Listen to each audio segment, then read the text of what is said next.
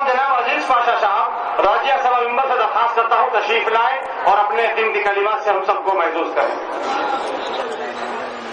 सदर मोहतरम चेयरनशीन पे बैठे हुए बुजुर्गान मिल्लत और मेरे अजीज साथियों, बुजुर्गों और दोस्तों, आज यहाँ पर जमीयतुल उलमा हिंद की तरफ से दूसरा बहुत ही अज़ीम शान जो जलसे आम हो रहा है, जो बड़ी खुशी हो रही है कि इस ऐसे अज़ीम शान जलसे आम में ज़मीन मदू किया गया। इससे पहले कभी जो जलसे आम था मैं उसमें मौजूद था।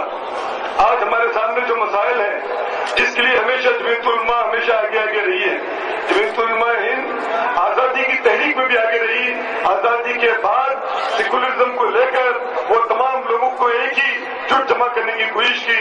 मैं मुबारकबाद दूंगा कि उनकी तहरीक और भी आगे बढ़ रही है। अभी भी मेरे साथी लोकसभा मेंबर असदुद्दीन अवीद साहब ने जो कहा, जो हमारे जो मसाइल हैं, जो तहरीक जो अभी जो हमारे सामने एक तजवीज पेश हुई थी ये रिजर्वेशन के बारे में और दूसरे तजवीजों के बारे में कि आज 15% जो आबादी है उसको हमारे प्लान में इससे पहले के जो 11th ईयर प्लान था उसमें 0.6 मिला, यानी 1% भी प्लानिंग कमीशन की तरफ से नहीं मिला। चंद दिन पहले हम तमाम पार्लियामेंट मेंबर मिलकर वजीर आजम से मिले। हमने उनसे मुतालबा किया कि मुसलमानों की जो आबादी है उसके तनासुब से थोड़ा बहुत आप कम से कम जो है ना खर्च करने की कोशिश करें, तभी तो है ये इस पिछड़े हुए तबके को आगे ला सकते हैं। अब हम देख रहे हैं कि जो MSDP अभी भी उसकी भी एक खरारत है मंजूर हुई कि मल्टी सेक्टर डेवलपमेंट प्रोजेक्ट जो हुकूमत ने जो रखी 90 अजला तक महदूद है।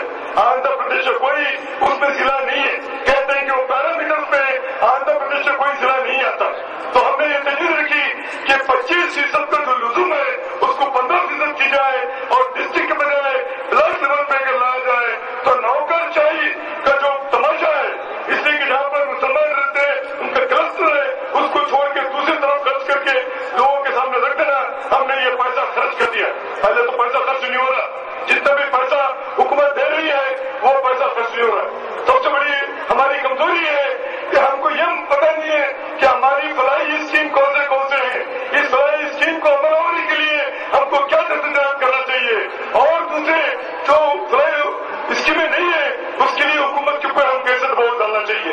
ये दो चीजें हम अपने सामने मौजूद रखें और आने वाले दिनों में मैं समझता हूँ कि जमीयतुल उलमा हिंद भी इसमें पेश रहेगी कि मुसलमानों की आबादी की तरफ से तमाम जो रोजगार से लेके एजुकेशन से लेके और जो हुनर और बैंक में खर्चात जो है हर चीज में उस तरह से हमको ना फायदा मिल